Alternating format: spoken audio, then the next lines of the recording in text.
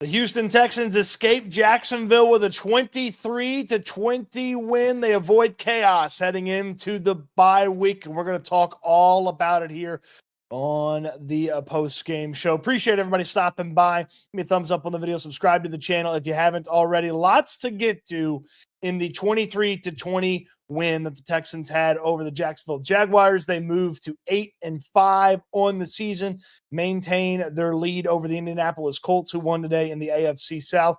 Texans headed to the bye week, avoiding a chaotic situation. This could have been a really unfulfilling, nasty, disgusting, chaotic bye week for the Texans if they had lost this game to the Jacksonville Jaguars.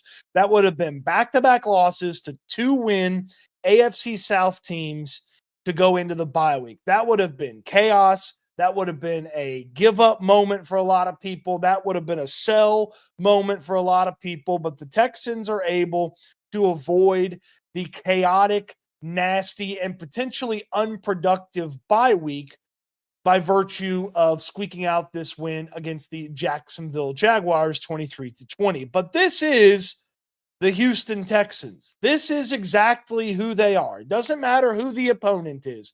It doesn't matter if it's the starting quarterback or the backup quarterback. It doesn't matter if they have some success on offense. It's never going throughout 4 quarters for this team. They're going to play close games. They're going to beat bad teams. They're going to lose to good teams in those close games. And then they're going to have inexplicable hiccups like they did last week against the Tennessee Titans. But this was as a Texans game could get. They weren't good on offense to start the game. In fact, they were horrible on offense. Yes, there was a little tweak and a little adjustment here and there to the Texans offensively, but they scored 6 freaking points against the worst defense in the AFC to start this game. They came out at halftime.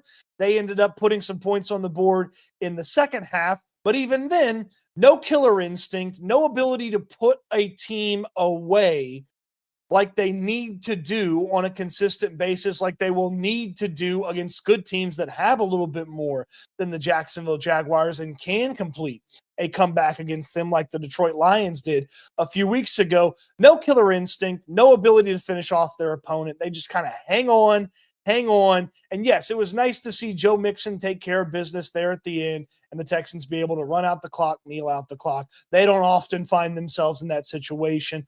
Heck, I thought there was a decent chance they're going to end up in a Hail Mary situation or something crazy like that, the way this game was going. I tweeted it in the second half. The only way the Jacksonville Jaguars can stay competitive with the Houston Texans is if the Houston Texans allow them to hang around and help them get back in the game.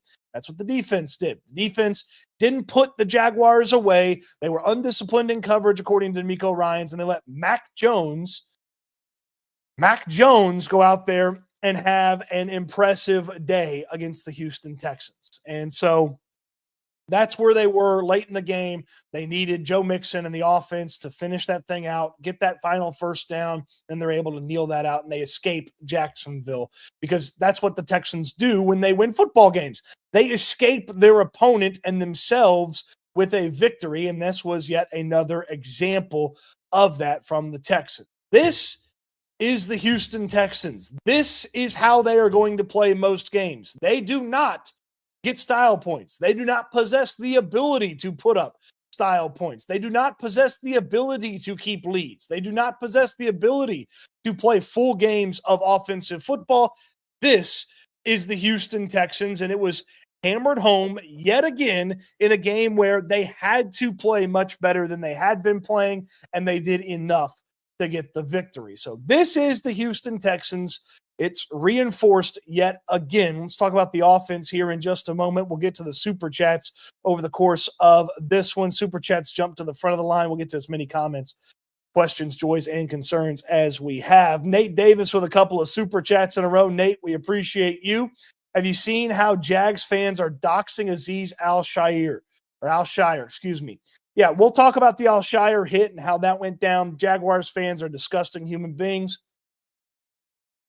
You're a diehard of that fan base, it's very strange to me. But anybody who's doing that over a football play is a disgusting human being. Not all Jags fans are disgusting human beings, but any Jags fans doing that, they're disgusting for doing that. So, Nate, we will talk about that hit at some point. Gilbert says, this is Chiefs-like. We scored second half, silver lining. No, Gilbert, there's no silver lining to this. And I appreciate the super chat, but there's no silver lining because this is the worst defense in the AFC. It's one of the worst defenses in football, and they put up 6 points in the first half. They had multiple red zone opportunities just crumble in front of their face. They made mistakes to keep themselves from putting more points on the scoreboard. This is not a silver lining situation from the Houston Texans. They still have a half of football where they couldn't put anything together. And of all the teams they should have been able to put something together for 3 quarters, 3.5 quarters, it was this Jacksonville Jaguars team.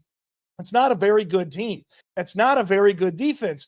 Hell, DeMeco Ryans is given the game ball to the offensive line, and they squeaked past the Jacksonville Jaguars. That's how bad the offense played at times today. And I know that they went out there and they put up 17 points in the second half, scored a couple of touchdowns. There was a streak there where they continuously scored, and then they ran out the game there against the Jacksonville Jaguars. That's not good enough. Like, they shouldn't be clearing the bar from the previous week for it to be good enough on a week in, week out basis. And that leads me to my next point. I would still fire Bobby Slowick as the offensive coordinator, make a change in the bye week, get something ready for those final 4 games and the impending playoff game that the Texans are likely to host. I don't believe the organization's going to do that. Do I think that this offensive performance saved Bobby Slowick? No, because I don't believe the organization was making any sort of in-season offensive coordinator change. Now, there were some things about this offense that I liked more than previous weeks. They threw the ball a tremendous amount on first down. They got the ball to Nico Collins on first down a lot. They did not do this turn around, hand it to Joe Mixon, let him run into the offensive line's asses and lose a yard or gain no yards on first down. They didn't do that a lot. They were able to overcome some of those second and long third situations throughout the course of the game, in large part because they found Nico Collins in those situations, but they also were able to find Dalton Schultz and get him going. That's a positive from the offense. Dalton Schultz had 5 catches. 4 of them went for a first down or a touchdown in this game. The other one set them up for a third and short on a second down reception. So they got Dalton Schultz going. So there's a couple of things about the offense that are positives, but it just makes me think, where has this been? Where's the throw to Nico Collins on first down since Collins has gotten back, obviously? Where's that been?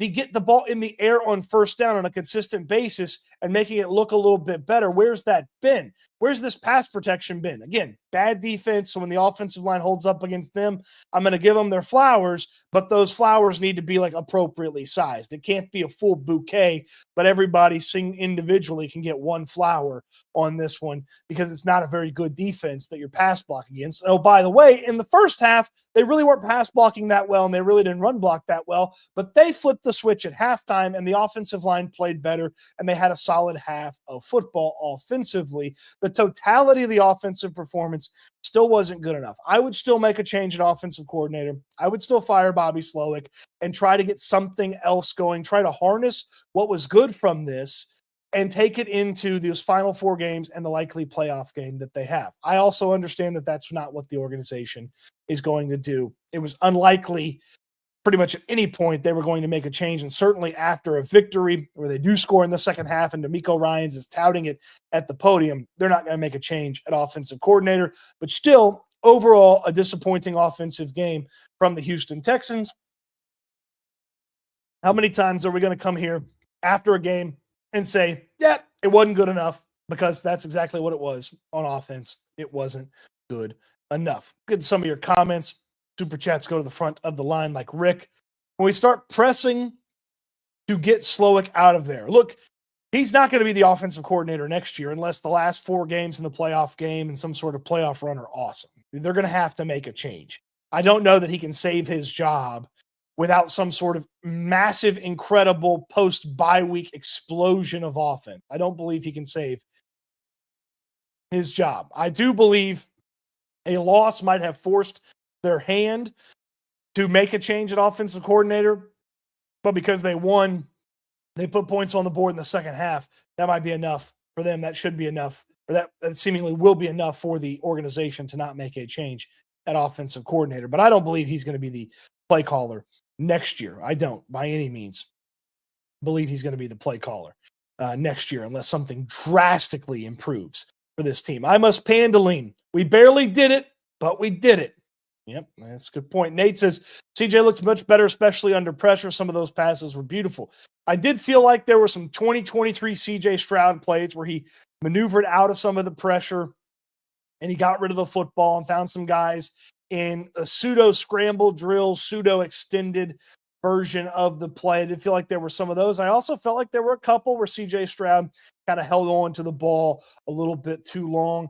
The sack in the red zone where things kind of just crumpled and it feels like he needed to get rid of the ball. That's one that I'd be pretty critical of. And then he also ran the ball on 3rd and goal when there was no chance that they were going to get into the end zone with that. And they clearly weren't going to go for it on 4th down. So I would have preferred him to just escape the pressure, reset, try to find somebody. If you can't find anybody, then let the defenders draw into you, hopefully. I know that CJ Stroud doesn't have eyes in the back of his head and he can't see guys flying around from the backside on him. But I would have liked for him, after they took the sack, for him to not scramble on that 3rd down because he could not get there was no 1st down to get, and he couldn't score from that far out either based on the defenders that were in front of him. So there was definitely some good in CJ Stroud's game, some better than what we have seen from this season from CJ Stroud on the offense, but not enough for me for them to keep Bobby Slowick, but they're going to keep Bobby Slowick. Gilbert says Slowick called a good game. Saw receivers open. Stroud finally threw a pair and stood in the pocket. The defense played conservative in the second half. Yeah, the defense went into sort of a prevent there in the second half. D'Amico Ryans was critical of their discipline in coverage, but they shouldn't have linebackers on Brian Thomas Jr. Kamari Lassiter got a couple times by Parker Washington. The defense did not put the Jaguars away, and that's who's supposed to put the Jaguars away, and they did not do that. Patrick asks, why weren't they trying for a fake punt, and that's what led to the penalty? Yeah, so they tried. It looked like they were thinking about the fake punt. I wonder if they ran that to try to get Jacksonville to jump and then could then get a penalty or get a 1st down via penalty. Ultimately, the Texans ended up with the penalty on that play. I don't know if they were ever actually going to snap that football. They were running the ball well enough in the second half that if they wanted to go for it, they should have gone for it with Joe Mixon. I would have been highly critical of a fake punt in that moment. Just line it up with Joe Mixon, put your 5 guys in there, hope that they can open up the hole big enough for Joe Mixon and get him in there and have him take care of that business. Gilbert says he feels like they made a positive step. Yeah, wins are better than losses. Like, I'm not going to sit here and tell you that they should have lost this game and they'd have been better off with losing the game. That's not the case. Wins are better than losses. It still wasn't good enough.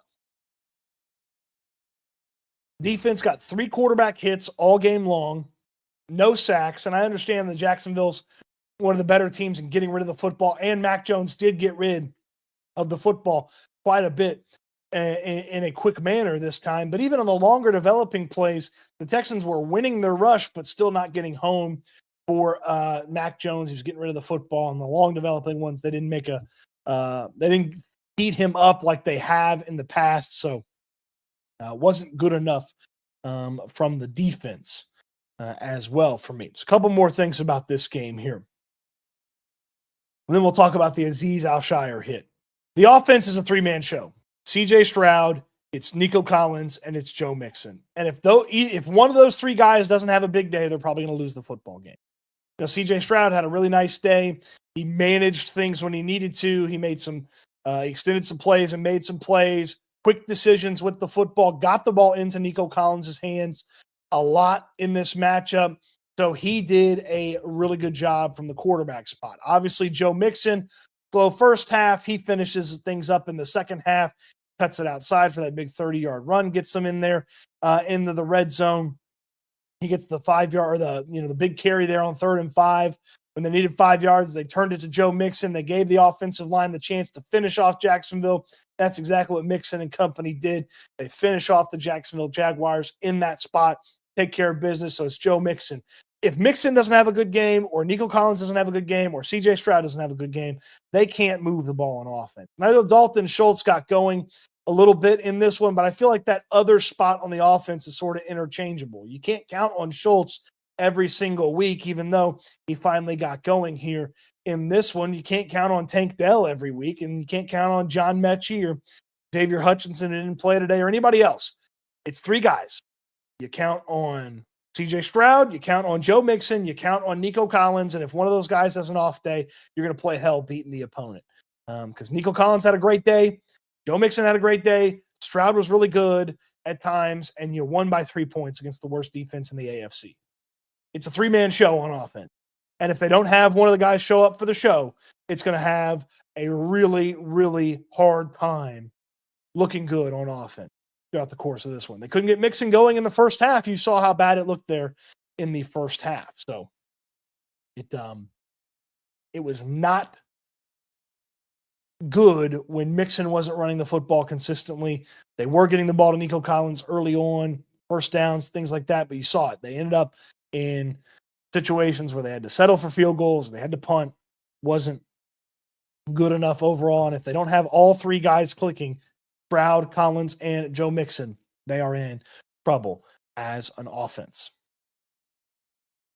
As Brandon notes, Texans gave the Jaguars their first TD in 25 possessions. Not only that, Mac Jones went down there and got it again, got a 2-point conversion, and the Jaguars, if they gotten the ball back, at least looked like they were capable of moving the ball in a field goal range.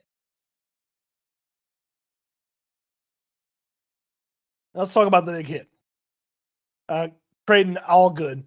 Daryl Johnston, Moose Johnston, wanted Azeez Al-Shaair executed for capital murder. Okay, let's talk about the big hit. The big hit on Trevor Lawrence. Trevor Lawrence rolls out of the pocket. He's looking to try to get the first down. He decides to slide, and Azeez Al-Shaair just absolutely levels him. It looked like initially he made contact with the upper body, like the chest, neck area. Eventually, Aziz's arm is on Lawrence's head, and Lawrence's head doesn't bounce off the turf, which sometimes to me is actually worse. He hits the turf and he just stays. You see the fencing mechanism or whatever it's called, where his arm kind of goes stiff. And immediately upon receipt of that hit, I knew that Trevor Lawrence was not playing football again this game. He was out after that. Obviously, they had him leave on a cart. He got evaluated for a concussion, left the game. He obviously wasn't playing. Was it a dirty hit? I would tell you that regardless of intention, it ended up being a hit that was a dirty hit. Now, the fact of the matter is Trevor Lawrence is one of the bigger quarterbacks in the NFL. He rolled out and was running for a first down, and Azeez Al-Shaair went low, I'm assuming in expectation that if Lawrence continues running, he is going to go low on a bigger quarterback and try to get him down before the first down. When Lawrence goes to slide, and I've seen a lot of people make the comment that perhaps Lawrence decided to slide a little late, including a couple of former NFL quarterbacks have said that he maybe decided to slide late. Once he decided to slide late, what's possible from Azeez Al-Shaair from a contact, not contact standpoint?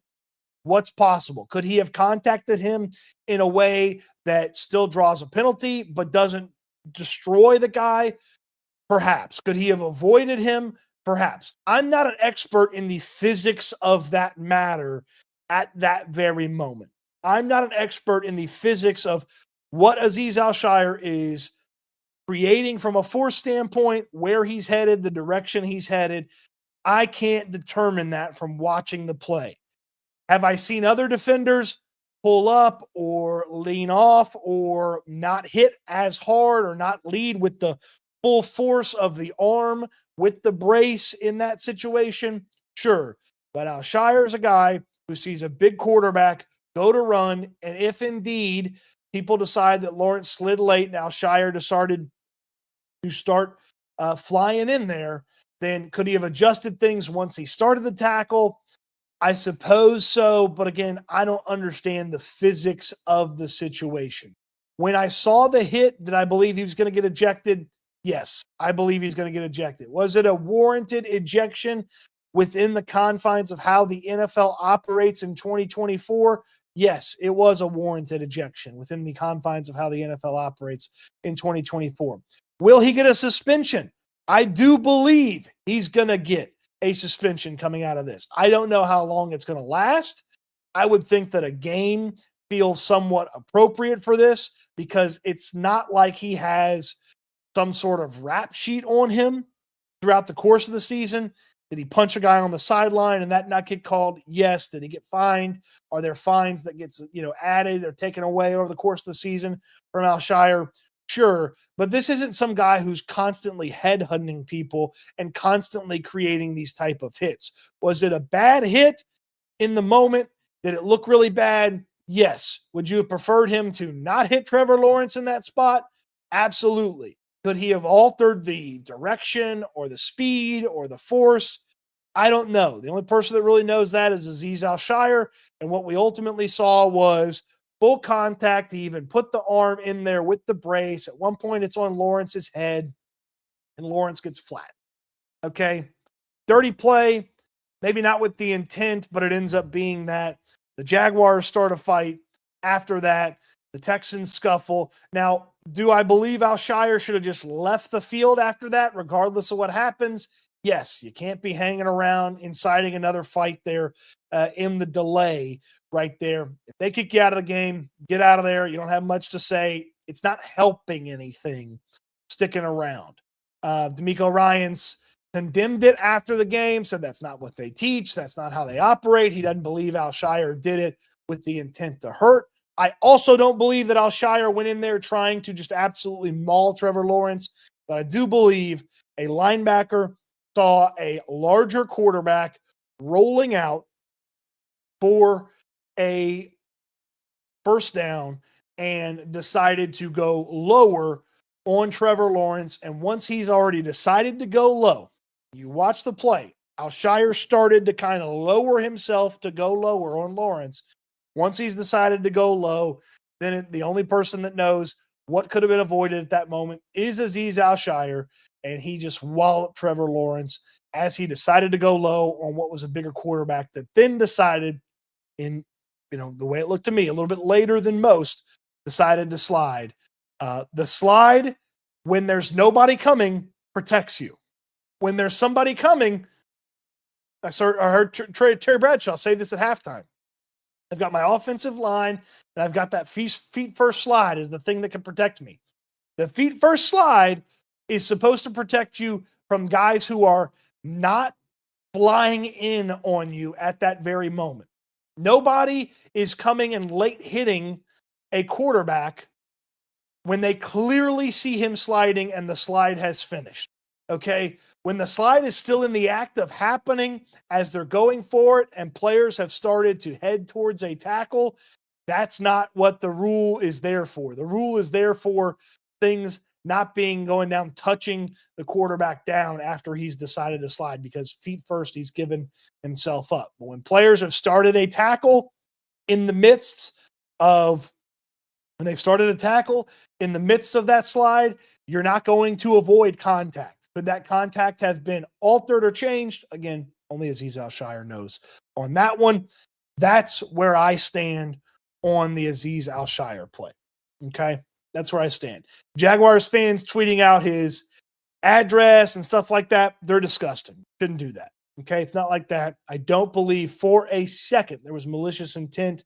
Did it end up being a big football hit? Yes. Did it end up being a hit that took Trevor Lawrence out of the game? Yes. Did it end up being, by most people's observation, a dirty hit? Sure. I don't believe there was dirty intent. It ended up being a dirty hit, though. But to me, like a linebacker trying to go low on a big quarterback who then decided to slide. And then, did he put a little oomph into it? Certainly looked like he went to extend that arm and put some heat there on Trevor Lawrence. So was the intent to injure? No, I don't believe the intent to injure was there. That's where I am on the hit on Trevor Lawrence. Talked about the defense a little bit. Defense not without its faults. Didn't get hardly any pressure on the Jacksonville quarterbacks in this one. I think it's Seth Waldron, whatever his name is. He tweeted out that the Texans actually had, both these guys actually had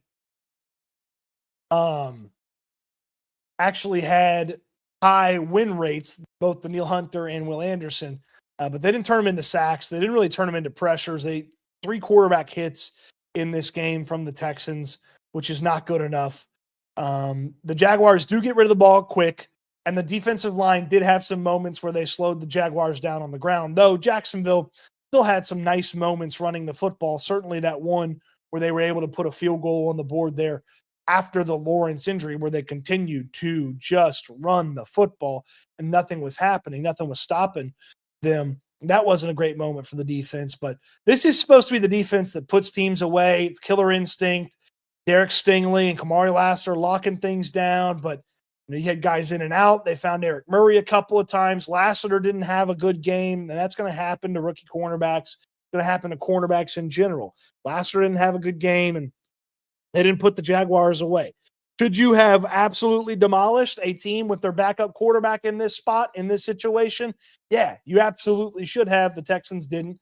That's what they do. They don't put teams away. When they get teams down, they do not bury them. They let them sit up like The Undertaker in late 1990s, early 2000 WWE. Just whoop, and there's the dead man right back into the match, because that's what the Texans do. They let their opponents up. They do not finish. The defense didn't finish today. Coverage was not good. And yeah, they played a little bit of softer coverage, but they still weren't out there making plays. And Mac Jones wasn't afraid to stand back there and deliver and let it rip, because the offensive line for Jacksonville was doing a good enough job, and the defensive line and the pass rush for the Texans wasn't getting home on a consistent basis. I don't care if they didn't plan for Mac Jones. The plan is to kill the quarterback, okay, which I guess is he's accomplished on accident. Uriel Garza with the super chat.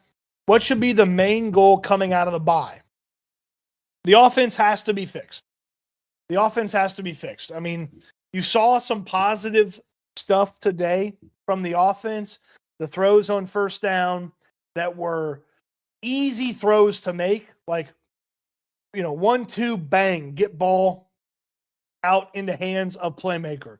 Like, you saw some of that. That was a big positive. So the throws on first down, that was a big step towards the right direction. You hadn't seen that as much over the course of the season, but they threw the ball really well on first down. They got Dalton Schultz involved. He had 4 of his 5 catches go for a first down or a touchdown in this game. That was good to see, because Schultz had one of the biggest receiving numbers in the NFL without a touchdown. He finally gets into the end zone on a play that we saw a couple times last year. We saw plays last year where guys would be wide open and just kind of walking into the end zone. We haven't seen that much this year. So, there were some positives there, but they couldn't run the ball in the first half.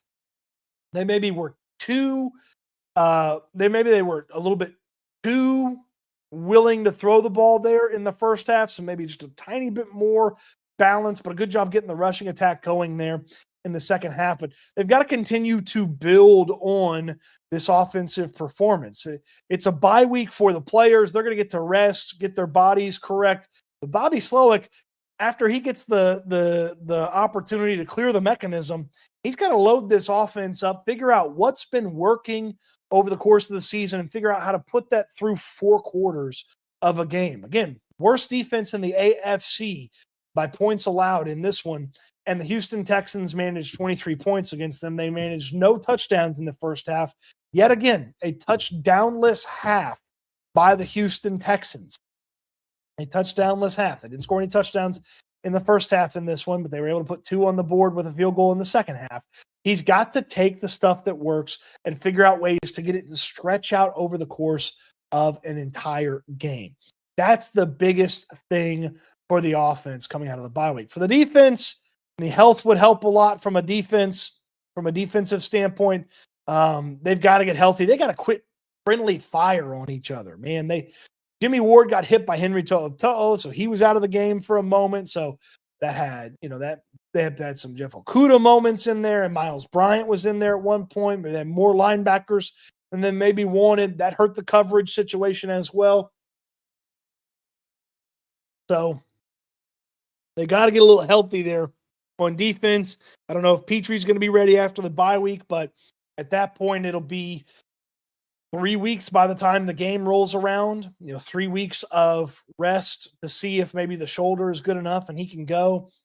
Jimmy Ward left with a concussion check. He was back in there, but also left again later on in the game. So Ward is a guy that you got to pay attention to and hope that he stays healthy because he's the guy that can play that nickel spot. And if they can find some depth at cornerback, that'd be helpful. Jeff Okudah looks unplayable. He basically looked lost there early on, allowed Jacksonville to convert a 3rd and long to Parker Washington.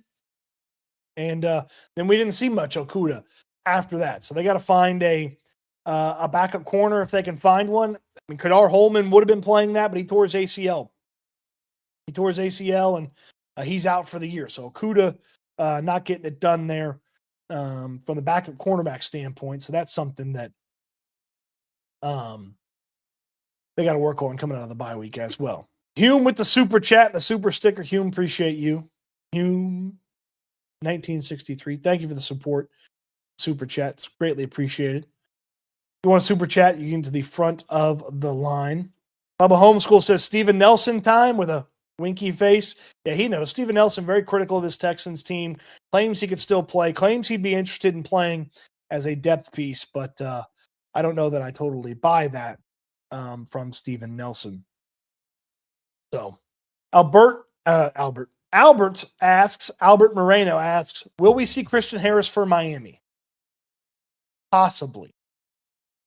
I would tell you that post bye week certainly feels like, certainly has felt like for a long time when he's going to get back and when he's going to play for this team. What does he bring to the table? I'm not sure. He's got to work out still, get into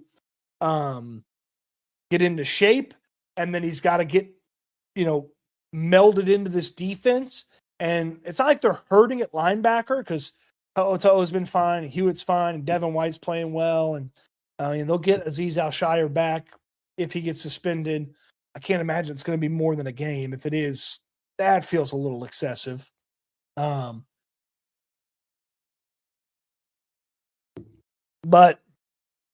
they don't have to have Harris, but he would be a positive from a coverage standpoint because he's very much sideline to sideline. I'd like him in coverage a little bit more than some of the To'o moments. Though you saw a play today where To'o ended up in coverage and Kalen Bullock was over the top to help him and put a pretty tight window on the play that basically required a perfect throw. Texans were able to get an incomplete on that one, but then you saw To'o end up in coverage later on. It's not great. Like, they're going to find guys. They ended up finding Eric Murray at different times. They found the linebackers in coverage. They're going to find guys. Okay.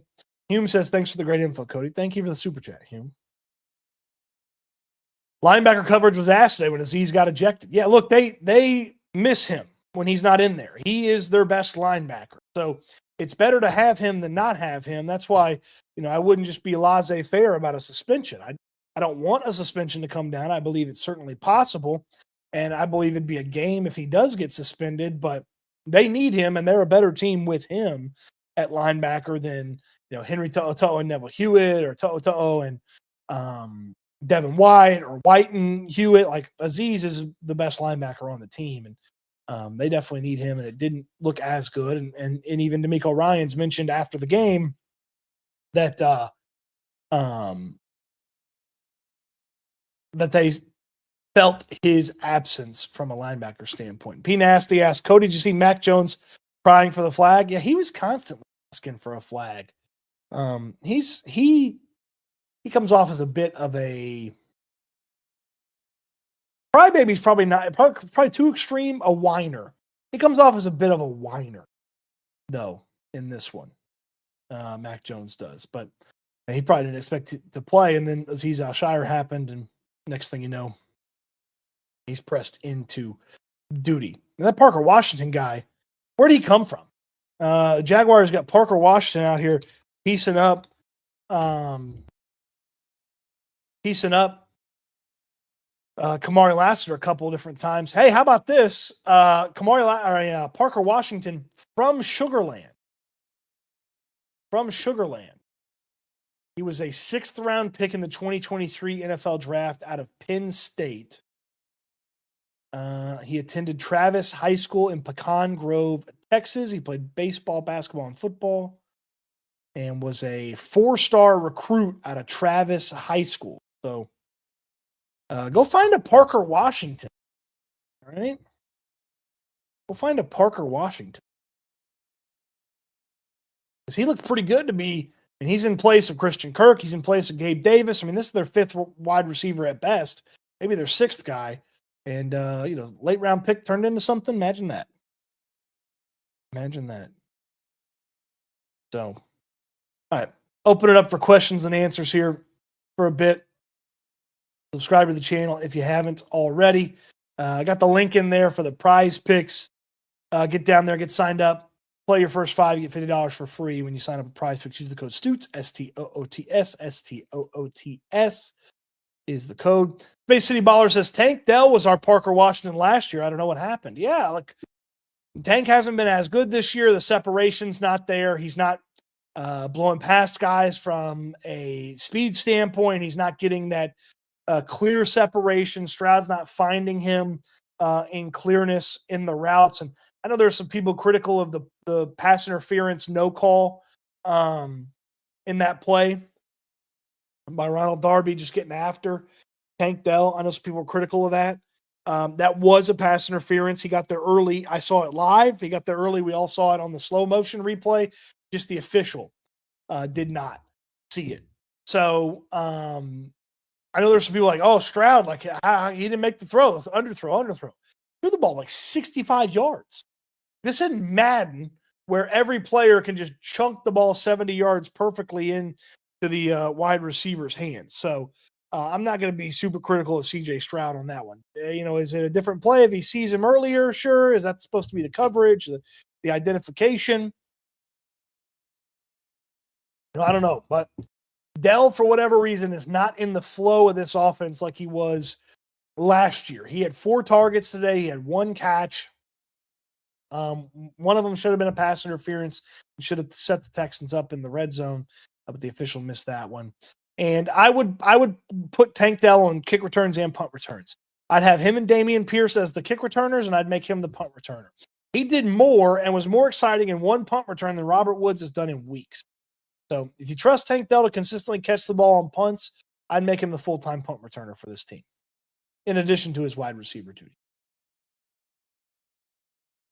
Uriel Garza asks, a 2-2 record going to be enough to make the playoffs? Yes. 2-2 out of the bye week would win the AFC South and put the Houston Texans in the playoffs. They would likely be the 4 seed. They would host the 5 seed, which as it stands right now, I have to imagine before I pull this up and look at it, is the Baltimore Ravens. So the Baltimore Ravens, they have a tiebreaker win over the Chargers based on head-to-head.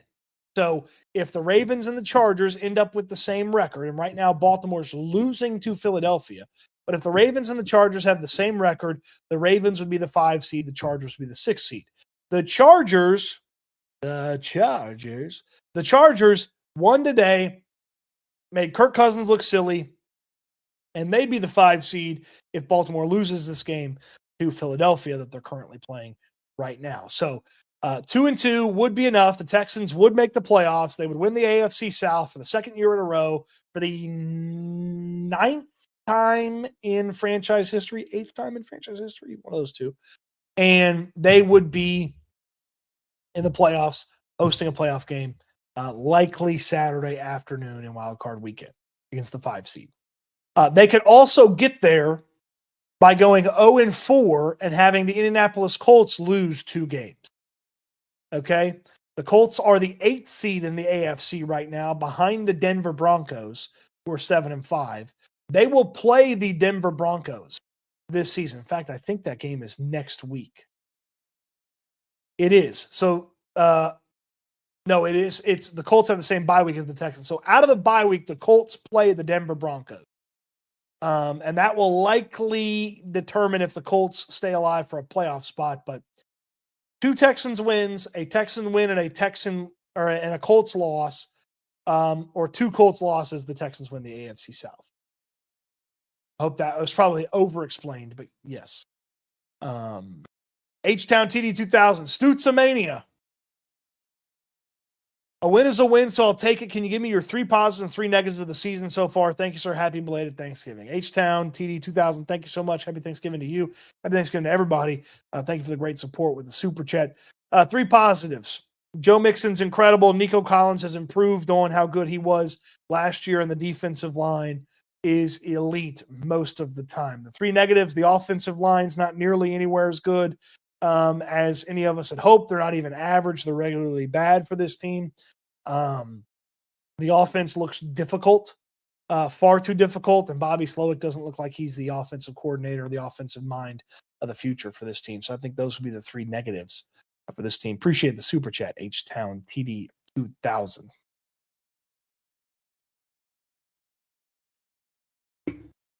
Sounds like a good prompt for a bye-week Stoots video. Patrick,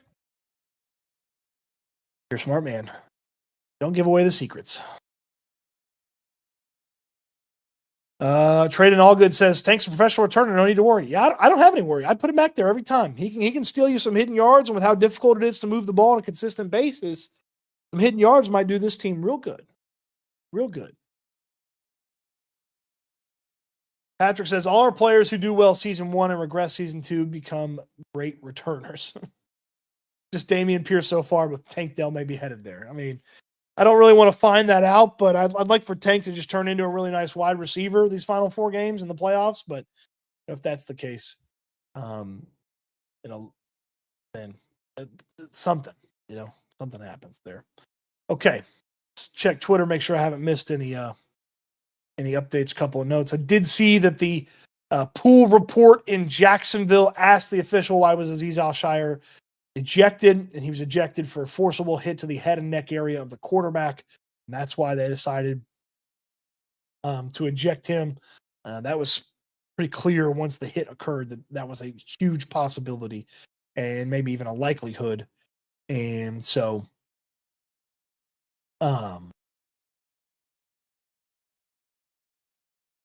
we'll see if is a suspension coming for Azeez Al-Shire.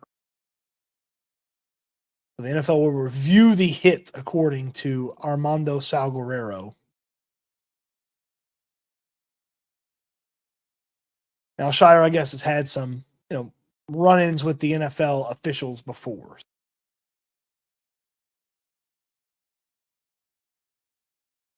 Is Sting an All-Pro this year?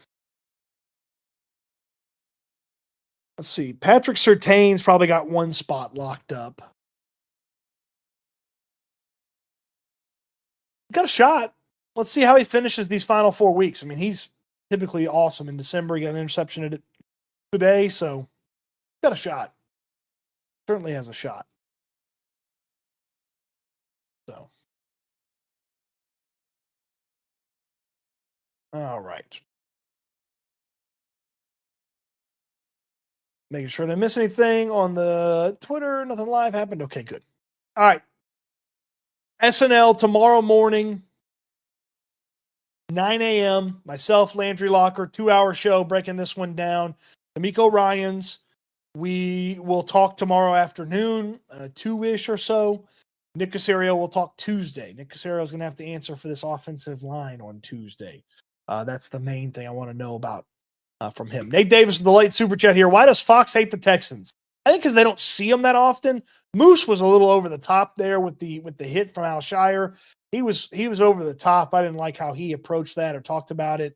And I don't feel like they really know the team because they just don't have them that often. CBS crews get them a lot, so they know the team a little bit more. So I don't like playing on Fox.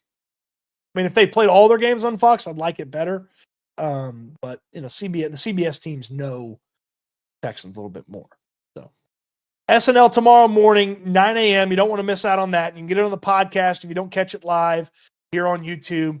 So Spotify, Apple, wherever you get your podcasts. Maybe we'll know something about Azeez Al-Shire by then. I'd anticipate that it probably takes a little bit longer than a day, though, to figure that out. See if there's any more hubbub coming out about that one. And again, D'Amico Ryans will talk tomorrow afternoon. Nick Caserio will talk on Tuesday morning, late morning, Tuesday. So got to figure out why the offensive line that he handpicked is not good. So be interesting to hear from that. Appreciate everybody watching. Thank you for the super chats, the thumbs up, the likes, interacting in the comment section. That is greatly appreciated. This is even after a stinker, it's a fun to talk about this Texans team. And so it is better than talking about a loss, which would have been one of the worst bye weeks ever. Okay. Would have been one of the worst bye weeks ever if they'd lost on this one. So, all right. This is my hope for you. It's my charge for you. It's how we end every single live stream. I want you to eat good. I want you to sleep good. I want you to be good. We'll talk Texans again soon. Thanks for watching, everybody.